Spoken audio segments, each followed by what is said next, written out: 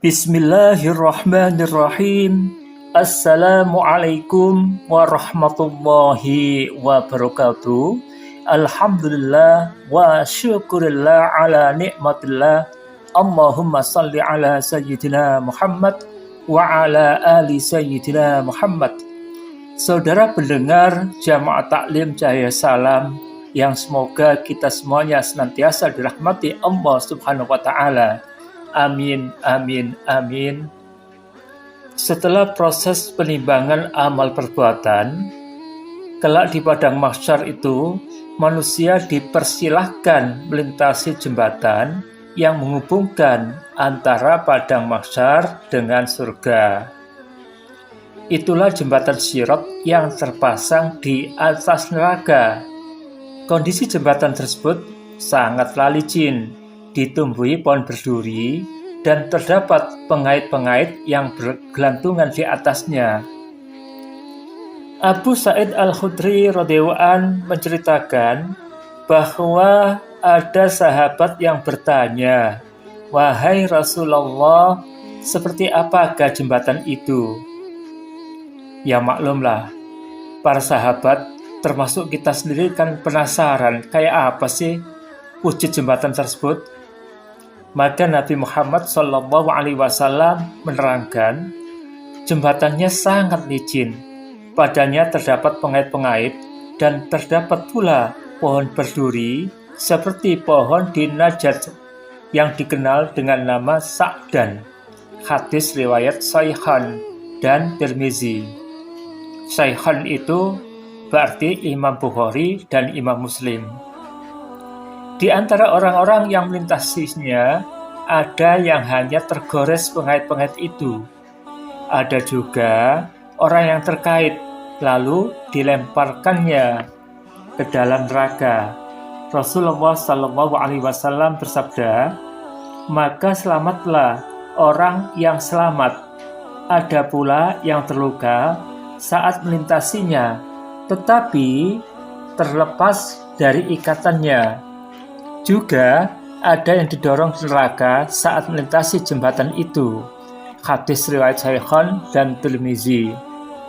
Abu Hurairah radhiyallahu anhu mengutarakan, Rasulullah SAW bersabda, "Kemudian dipasanglah sirat di antara kedua tepi. Di antara kedua tepi neraka jahanam, berarti itu berada di tengah-tengah neraka.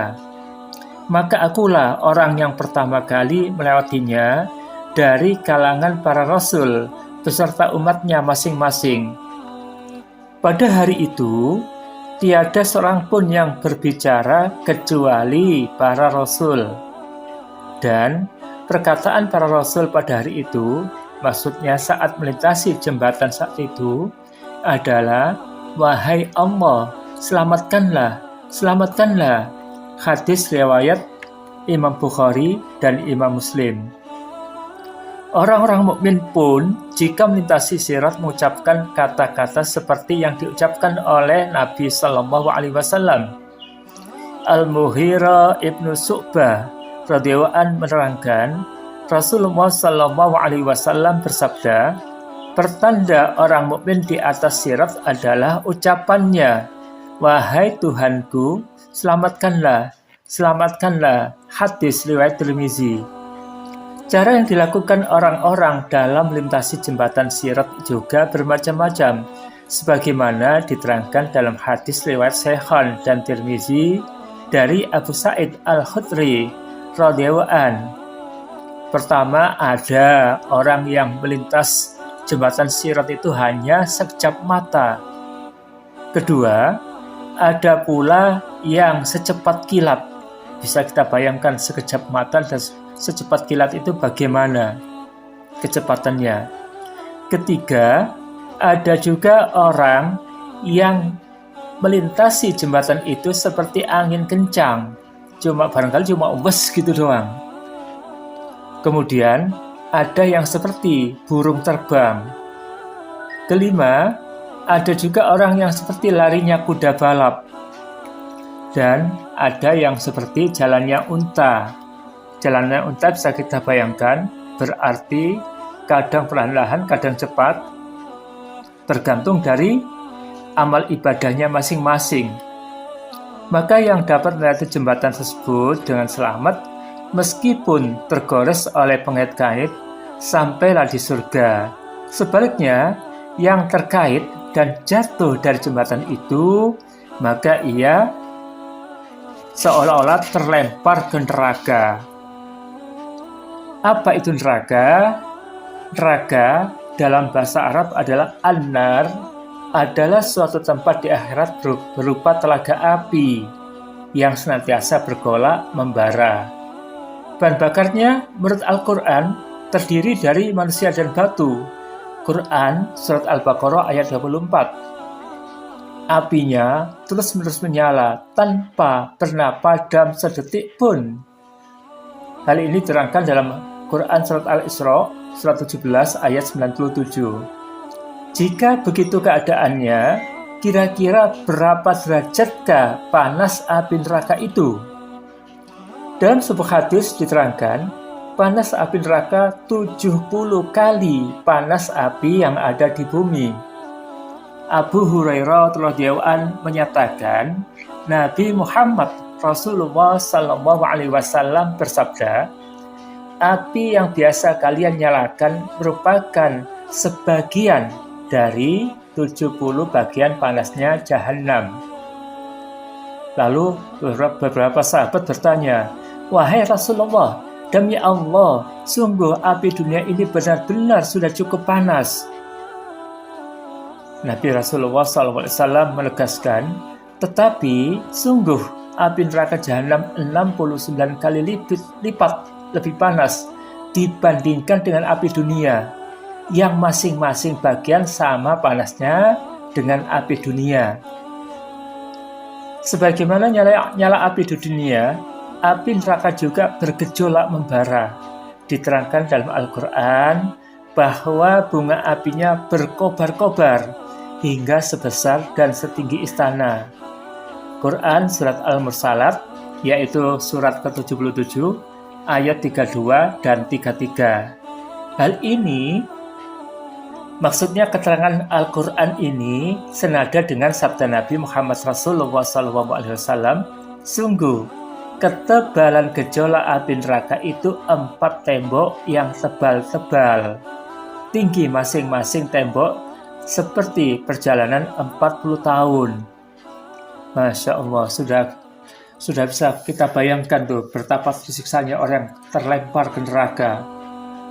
Lalu orang-orang mukmin yang selamat melintasi jembatan Sirat tadi, maka ia sampai ke surga. Al-Jannah adalah suatu tempat di alam akhirat yang penuh dengan kedamaian, kenikmatan, dan kebahagiaan. Sebab di sana terdapat segala keindahan dan kesenangan yang belum pernah kita rasakan sewaktu hidup di dunia. Karena itulah surga dikatakan sebaik-baik pahala dan tempat istirahat yang paling indah. Demikian menurut Quran Surat Al-Kahfi ayat 31. Al-Kahfi itu surat ke-18. Surga itu tempat tinggal paling baik. Hal ini ditegaskan dalam surat Al-Furqan, surat ke-25 ayat 24. Lalu untuk siapakah surga itu? Surga diperuntukkan bagi orang-orang yang selama hidup di dunia senantiasa menjalankan ketaatan dan ketakwaan kepada Allah Subhanahu wa Ta'ala. Allah tegaskan dalam surat Az-Zariyat surat ke-51 ayat 16 dan 18 bahwa sesungguhnya mereka sebelum itu di dunia adalah orang-orang yang berbuat baik. Mereka sedikit sekali tidur pada waktu malam, dan pada akhir malam mereka mohon ampunan kepada Allah. Sebuah hadis sahih menerangkan bahwa ada 6 perkara yang menjamin orang-orang beriman dapat memasuki surga.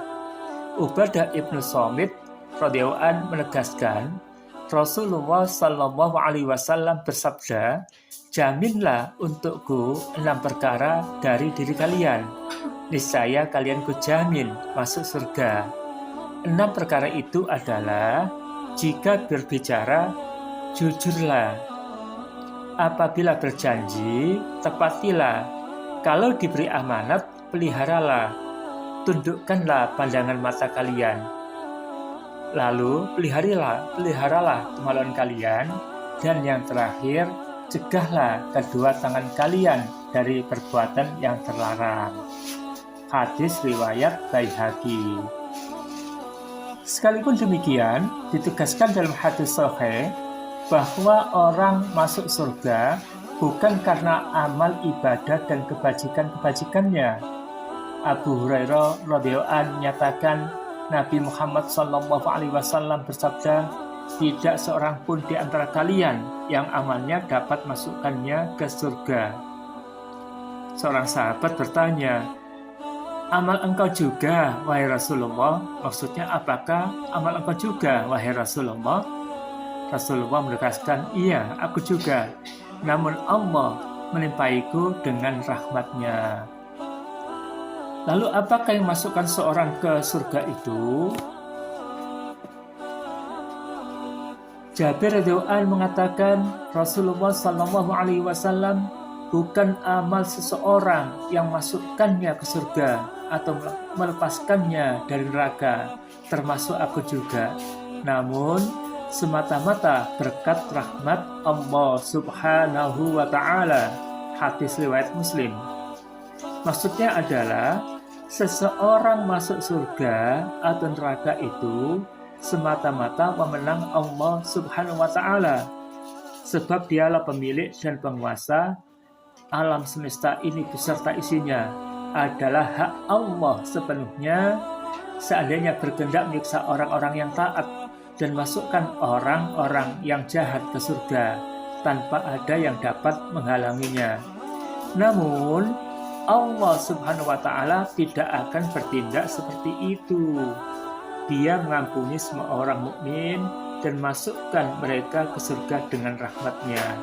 Sebaliknya, dia menyiksa orang-orang munafik dan masukkannya ke neraka karena sifatnya yang maha adil. Itulah mazhab ahli sunnah wal jamaah. Demikianlah saudara pendengar, insya Allah di lain waktu kami sambung lagi. Wallahul muwaffiq ila aqwamit thoriq. Wassalamualaikum warahmatullahi wabarakatuh.